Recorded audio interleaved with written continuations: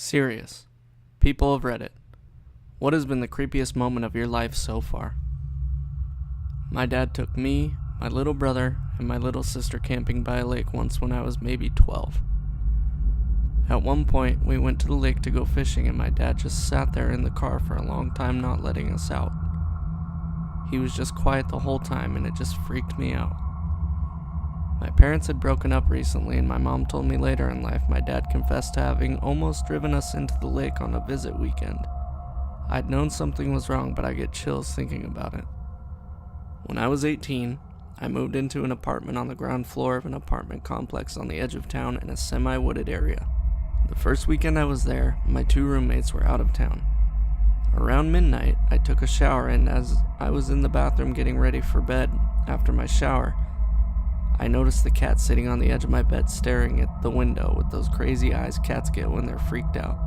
I peeked out the window, but because the lights were on inside, I couldn't see anything. I went back to brushing my teeth, etc. I looked back at the cat, same thing. Crazy eyes staring at the window. So I turn off the water and suddenly I hear movement in the gravel outside the window. Initially I assumed it was just a critter of some sort, but as I listened I realized it kind of sounded like footsteps. So I turned off all the lights and peeked out through the blinds just in time to see a man step out of view of the window. It was like he noticed me lift up one of the blinds and step to the side of the window. I stood there in silence for a few minutes and then he reappeared. Saw that I was still looking out the window and moved again. The area outside was gravel, so I could hear as he walked around to my other bedroom window to peek in. For about 30 seconds I stood there terrified because I knew he was there and it seemed like he knew that I knew he was there and that didn't bother him.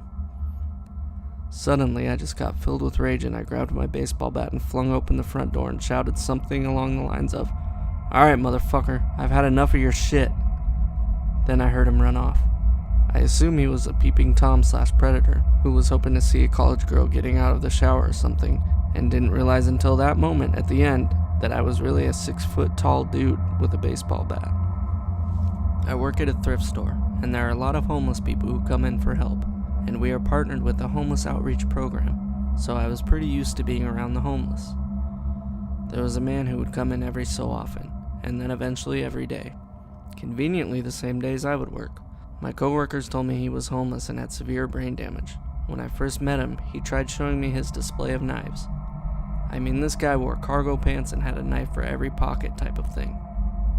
One day after work, as I'm walking towards the parking lot to get into my truck, I see him in the parking lot in his truck. Keep in mind, at this point, I had my headphones on. I noticed there were some donations still left outside, so I decided to head over and clear them out before I left. As I'm about to pick up the donations, the man grabs me from behind and puts me in a full Nelson. At this point, my headphones fall out as I notice it's him. I start telling him over and over to let me go. As he finally lets me go, he just smiles at me and winks as he says, "I finally got ya." Weeks later, he's seen on local news for grooming children. Creepiest shit ever. I received a voicemail in which a heavily accented caller said, "I'm going to kill you. I'm going to fucking kill you. I'm going to slash your throat. I will kill you. I'm coming for you, and I will kill you. I'm going to kill you." This went on for about 3 minutes. Not screaming, just low, deliberate, methodical, determined. So I call him back. After a few rings, the same voice answered. "Who is this?" "I'm the guy you just called, saying you wanted to kill me. Wondering if I could get some more details." There was a very, very long pause. It was the wrong number. Sorry." Click. Never heard from him again. And still alive. I've got 2. I work at this gas station in southern New Mexico. Graveyard shift, and I've had some strange things happen to me when I'm by myself. First one. A couple came in when I was fronting the store, making it look all nice and that jazz. Say the usual hello and they ask for the restroom and I point them to the direction. Well, I'm still on the sales floor and the guy walks out and starts looking for stuff to buy. He's with his son. I see that he's heading to the register, so I make my way over there. And we meet up at the register and his girlfriend puts some stuff on the register and we begin small talk. I scan everything and stand there looking like an idiot and ask what their son was getting. They look at me confused and told me they didn't have a kid. I told him I saw a boy following him. He freaked out. I freaked out. The second one is a little shorter. Once again, I was cleaning the gas station. I was by the hallway that leads to the restroom, and an old Mexican dude comes out, gives me a smile, and heads to the coffee island, and just disappeared. I waited at the counter, but he never showed up. Asked the fuel man when he came by to help me look for him in the kitchen, and it was empty. He called me crazy and to get some sleep when I get home. Someone late at night trying to open my window and enter my house. This was pretty recent. I've noticed my screen window has popped out twice, and the second time it was bent and broken. I had to buy a new one, and I set up a camera to see what was going on. About 2 weeks ago, I couldn't sleep. It was like 11:30, so I was working on Photoshop, listening to Spotify, when I heard this loud pop. I was home alone and I thought my cat dropped something. I get up and look around. Nothing. I shrug it off and go back to what I was working on. A few minutes pass, I hear my window starting to slowly open. It makes this horrible screeching sound, like two rocks scraping against each other. So I immediately turned around and saw an arm creeping in. I just sat there, staring at it for a good minute because I thought I was going batshit crazy. I just grabbed something sharp, I think it was a metal ruler, and put as much force as I could into my stab. The hand quickly went out and I heard some dude who looked like he was in his late 20s, early 30s, curse out at me. Me. What the fuck? Perv. What the fuck was that for, you bitch? I ended up penetrating his skin and made him bleed. I just shut the window, lock it, and called 911.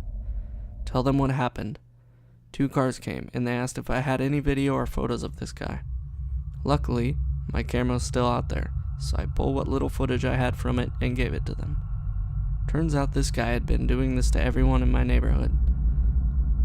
I don't know if they ended up catching him, but I have a good feeling they did, seeing as they got a good look at his face from my video.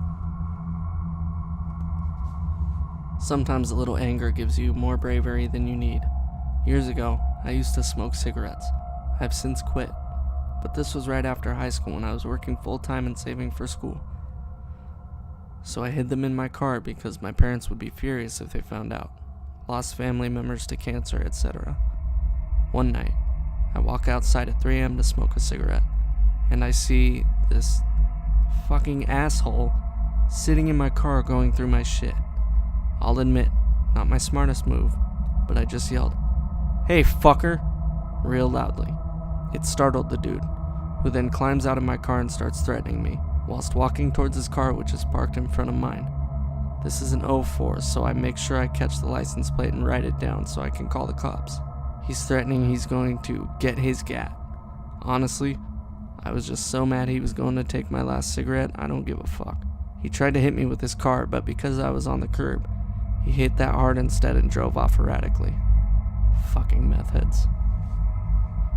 I've told this one before, but I'll do it again. My wife and I had just moved into a new apartment on the top floor of our 4-story complex. I think it used to be office space because the layout was a little odd. It was a big U shape with a large bedroom on the inside of the U, with the other rooms and kitchen space on the outside. It was really big, but I guess the layout made it a hard sell because we got a pretty nice price on it. Both ends of the U shape had doors on them that opened to the hallway outside our apartment. The bedroom in the middle also had 2 doors that opened to the legs of the U shape, and if you opened both of them, you could see straight through the bedroom. It was a weird layout, but kinda novel. I moved in first because I was working from home at the time, and needed my work computer set up as soon as possible.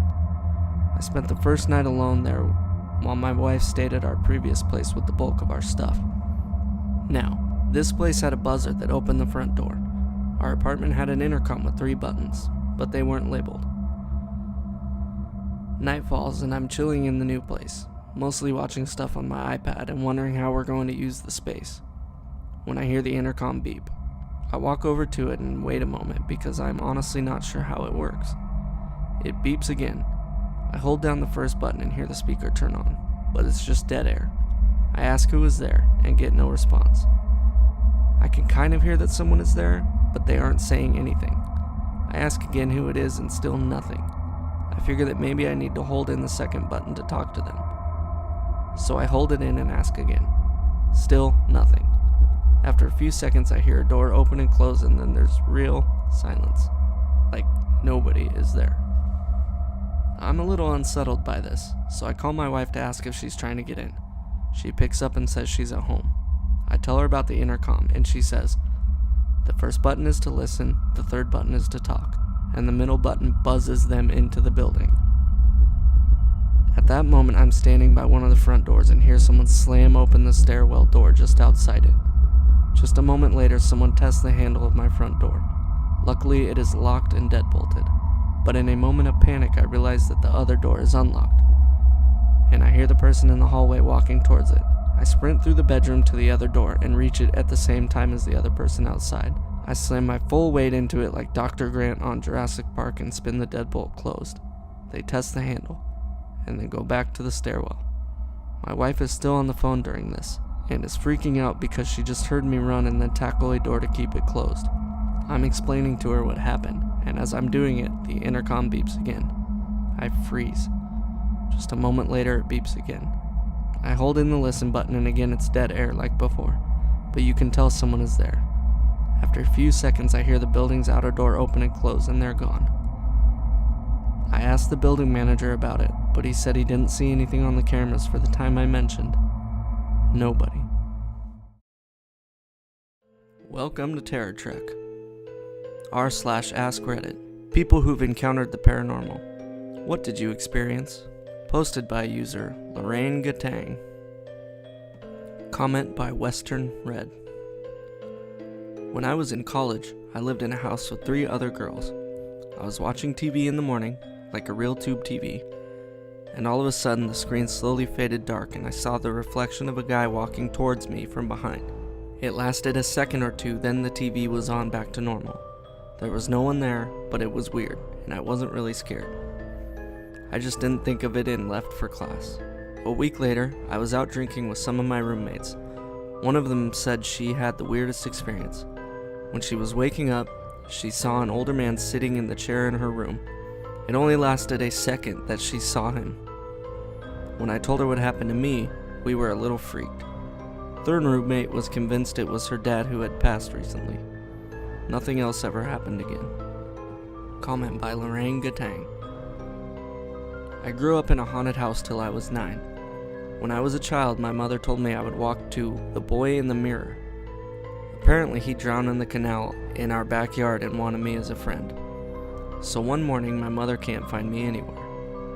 Both front door and back door still had the chain lock on, so I had to be in the house. After looking for 10 minutes, she hears a knock on the front door. It was a little 3-year-old me soaking wet. I'd been in the canal. My mom asked me what happened, and I said the little boy wanted to play in the water. He told me the sliding door was unlocked too, so off we went. It was behind my dad's computer headquarters. He was fixing the computer the day before while I was out with mom and forgot to lock the door. I told my mom that he wanted to go out deeper, but I was scared, so I came home. Comment by Stephen Conrad.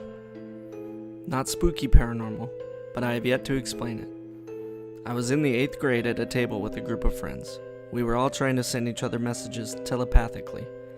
Mostly, I'd just stare at them, thinking about the answer as hard as I could, straight-faced. Easy stuff, like, what color am I thinking of? Or, what number am I thinking of between 1 and 20? Stuff like that. Mostly, the results were random, but one particular friend and I started getting really accurate, like 80 to 90%. So we started asking broader questions like a number between 1 and 50, or a letter from the alphabet. After 5 to 6 successful attempts in a row, I asked, okay, one more. I'm thinking of a number between 1 and 100, but I didn't pick a number. I picked the letter A and just stared.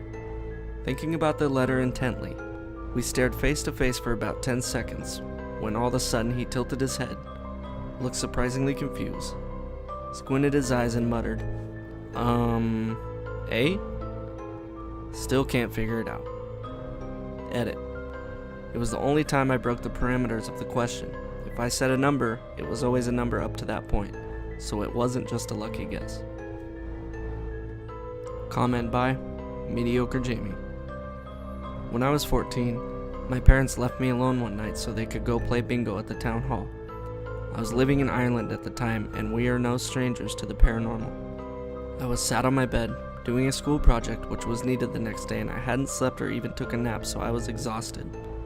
Needing something to keep me awake, I went downstairs to get some coffee, which my mother allowed me to have since she knew my insomnia was that bad that staying awake after not getting any sleep the night before was a struggle. When I came into the kitchen, someone was there, standing and staring out the window. I didn't say anything, just stared at them. It was a woman upon closer inspection. She was holding something in her arms. I couldn't quite see what it was until she turned around. She was crying and a baby was in her arms and didn't look to be alive. I was frightened out of my life since I was a little wimp back then, and I sprinted away back to my room. Since that day, I've never really thought that much on it, and have blamed it on possible hallucinations from sleep deprivation. Comment by Pink Llamas 15. I have 2 stories. The first. When I was in high school, I attended a sleepover with 3 of my friends. It turned real weird real quick. 2 of my friends were very spiritual, not to be confused with religious. I was sitting on a couch my friend had in her room when my other friend, we will call her Amelia, started acting really strangely. She refused to acknowledge when someone was speaking to her. She just kept staring at the empty space next to me on the couch. I ended up going outside for a cigarette by myself, and Amelia followed me. I asked her why she was acting so fucking weird, and when she told me, I swear I blacked out for a second. A little backstory before I continue. My mom passed away when I was 10 from cancer. She had divorced my dad when I was 3 and met my stepfather on an online dating site. We lived in a different country to him, and at the time he flew over to meet us. We ended up after a year or so moving to his country, and one morning my mom announced that she was pregnant. My sister and I were very excited, obviously, but a few weeks later she had a miscarriage. It was too early to tell the gender, but my mom was adamant she was having a boy. When my stepdad was under the age of 5, he had blonde hair and ringlets almost. This is relevant, I promise. Now, I'm outside with Amelia, and she proceeds to tell me there was a woman and a little boy sitting next to me on the couch. Now at this point she knows my mom died, but knew nothing of the miscarriage or anything like that. She told me that the boy would have been no older than 5. I had just turned 14 at the time, so the timeline checks out. With blonde ringlets and blue eyes. No one in my family has blue eyes. We all have brown or hazel. My stepdad has blue eyes. She had also never met my stepdad, but even if she had, who pays attention to the color of someone's eyes? Now by this point, I'm sweating and it's freezing cold outside. I can feel my insides turning to liquid. I still haven't said anything at this point. I couldn't remember how to form words. Then she said the weirdest thing. She reckons she never heard voices or sounds, but she knew their names. Now I may have mentioned Mom's name once or twice, but the baby never had a name. When I went home the next day, I asked my stepdad if he or my mom had any names picked out for the baby, and he said they never picked one for a girl because Mom was so sure she was having a boy, and the boy's name they picked was the name Amelia had said the little boy's was. I could never in 1,000 years guess the name of my unborn half-brother, half-sister, or told it to anyone because I didn't know what it was. The thing that cemented the presence of spirits for me, as if this wasn't enough, was Amelia had come over to my house one day after school, quite a while after this sleepover. My stepdad was home from work early, and I'd never really used his name before, always referring to him as my stepdad. She introduced herself but called him by the baby's name without any indication that that was or was not his name. Then about an hour later she finds a random photo of my mom lying on my desk. No indication that that's my mom. Could have been any random family member. Amelia had never seen a picture of my mother, and I don't resemble her very much, but she exclaims, "Oh, Mom's name. Looks better with purple hair than she did with brown hair." Second story. The second one is much shorter. I was lying on my stomach on my bed one day scrolling through old photos on Facebook when someone put their hand on my back. The pressure was so real it was incredible. I jerked my head to see who was there, but my room was empty. Then I remembered I was home alone. Needless to say, I went to stay with a friend that day until someone came home. Comment by Some Random Cheetah. One day, I was about 9 years old when I woke up in the middle of the night for no apparent reason in the dark. I turned to my side and saw a floating figure just off of my bed. He had wide open eyes. I blinked my eyes to clear up my vision and he was gone. My second sighting of him was when I was close to my 10th birthday and I was sleeping. When I woke up again and saw him sitting on the floor, I closed my eyes in fear and he was gone. Comment by Lonely Poop Bandit. This was a couple of years ago. Lived with Mom in a tiny house that was built sometime in the early 1900s. Remember hearing footsteps, knocks on the walls, and muttering in the room next to me occasionally when I'm home alone. My brother lived there before I moved in. He and Mom once woke up in the middle of the night because the front door was open. Neither of them had been outside and Mom insisted that she had locked the door before going to bed. There was no one else in the house and there were no signs of anyone breaking in. Talked to the landlord about it and she said, don't worry about it. That's just the original owner. He likes to check up on the place from time to time. He was a very kind man. Stopped being bothered by it after that. Always felt kinda awkward to masturbate though. Welcome back to Terror Trek. Morticians of Reddit. What's the strangest or craziest thing you've ever seen on the job? I was an intern at a funeral home my senior year of high school. I was basically the second unofficial assistant to one of the two morticians. We had nothing really too strange. A guy who wanted nothing but Madonna played during his wake, a woman who wanted her father to be naked in the casket, a woman who wrote in her will that she must be buried in her wedding dress. The dress was a size 2, she was at least a size 14. And a guy who came back to life on our table. But the strangest was the family who wanted an open casket wake and funeral for their son. Nothing out of the ordinary there, except their son had been decapitated in a car accident. The rest of his body was actually fairly well intact. I mean, trauma was obvious, but aside from the neck, he was looking fairly well. He had been decapitated by a 10-pound bowling ball in the back seat that had been flung forward when he crashed into a tree at 65 miles per hour. His head was just horrifying to look at. I had to vomit when I first saw it. The father was the only member of the family who had seen the kid after the crash to identify him, and yet he still wanted the kid to have an open casket wake/funeral. We did what we could. Sorry, I figured everyone had at least one story of someone coming back to life, so I thought it'd be boring. This guy had been suffering from strokes for the better part of a decade thanks to his chronic smoking. He had been placed in hospice care after the last major stroke some 6 months prior. The man was actually doing better. He was going to be headed back to the nursing home he was originally in. Well, one morning he had another stroke. The nurse found him unresponsive, and since he had a DNR, he did not perform CPR on the man. He calls the attending physician, who goes through the whole process of making sure the guy is actually dead. He's dead for a half an hour while the doctor got the paperwork together and called us. He was transported to our funeral home after all the paperwork was done, and the crew had no problems with him on the way there. I got there and we were getting ready to prep him. We weren't busy that week. Some weeks are slow at funeral homes. Others, especially around the holidays for some reason, are very busy. I'd only been working there for about a month. Sometimes the human mind tricks us into seeing body breathing when it isn't.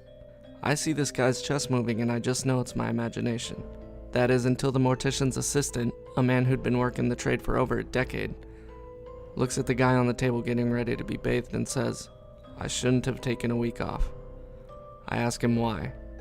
"Because I'm seeing his chest move again." I laughed. The assisting mortician shakes his head, looking at the guy over several times before checking for a pulse in the wrist and neck. He tells me to call 911 immediately. The guy was alive.